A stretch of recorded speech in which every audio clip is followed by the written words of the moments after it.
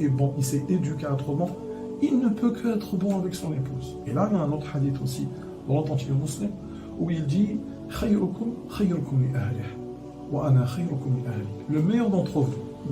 Voulait dire que tu es un homme, que tu es un bien, tu es une personne, voilà et tout. Si tu veux ça, bah, ta référence, ton repère, c'est de voir comment tu es avec ton épouse. Le meilleur d'entre vous, c'est le meilleur d'entre vous avec son épouse. Et moi, je suis le meilleur d'entre vous, il a dit.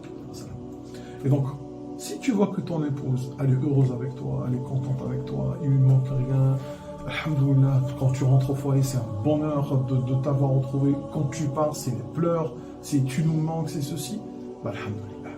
Tu vois, c'est loue Allah subhanahu wa ta'ala. Donc, l'homme, il doit réussir à créer ça dans son foyer. Il faut que quand il rentre, bah, toute la maison est heureuse de l'avoir vu. Tu vois, et qu'il n'y ait pas justement, qu'il y ait un minimum de conflit pour éviter. Mais du coup, comment on va dire le jeune homme qui veut se marier, comment il doit se préparer à créer cette ambiance où, on va dire, le couple qui traverse des périodes un peu difficiles, comment peuvent-ils retrouver, on va dire, ce bonheur, enfin, le retrouver ou du moins l'initier.